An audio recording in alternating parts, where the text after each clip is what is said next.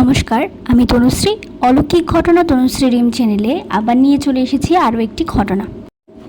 আপনাদের আমার ঘটনাগুলো কীরকম লাগছে তা কিন্তু অবশ্যই কমেন্ট করে জানাবেন। ভালো লাগলে লাইক, শেয়ার আর কমেন্ট করতে ভুলবেন না।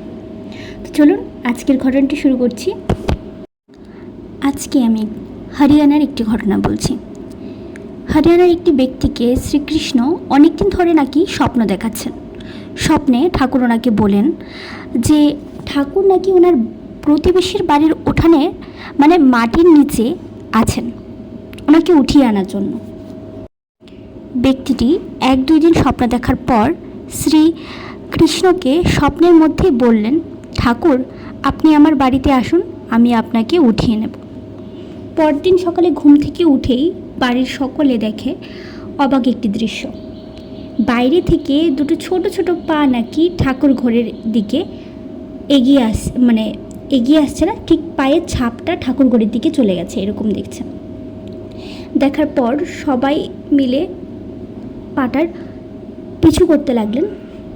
তারপর দেখা গেল যে ঠাকুর ঘরের মধ্যে এসেই পাটা মিশিয়ে গেছে, আর কোথাও দেখা যাচ্ছে না।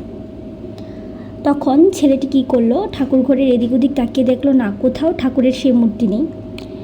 তখন ছেলেটি কী করলো, অতি সত্বর লোকজনদের ডাকাডাকি করে এনে এখানে খোদাই করার কাজ শুরু করিয়ে দিল। কিছুক্ষণ পরেই দেখা গেল মাটির নিচে সেই বহুল অমূল্য মূর্তিটি। আজকের এই ঘটনাটি যে আমি বললাম এখন, এই ঘটনাটা আপনারা কজন জানেন? যদি কেউ জেনে থাকেন তাহলে কিন্তু অবশ্যই কমেন্ট করে জানাবেন। আর আমি শুনেছি এরকম কিছু পাওয়ার পর নাকি অনেকের ভাগ্য অনেকটাই ফিরে যায়, অনেক কিছু যেটা হচ্ছিল না সেটাও আবার সুন্দরভাবে হয়ে যায়। আপনারা কজন এরকম আরও ঘটনা জানেন আমার সাথে শেয়ার করতে পারেন। তো চলুন আজকের ঘটনা এখান পর্যন্তই। আর আপনাদের কাছেও যদি থেকে থাকে এরকম কোনো ভৌতিক অলৌকিক ঘটনা, তাহলে কিন্তু অবশ্যই আমার নিচে দেওয়া লিঙ্কে গিয়ে আপনি আমার ইনস্টাগ্রাম বা ফেসবুকে এই ঘটনাগুলিও জানাতে পারেন। আর হ্যাঁ, ভালো লাগলে অবশ্যই লাইক, শেয়ার আর কমেন্ট করে দেবেন।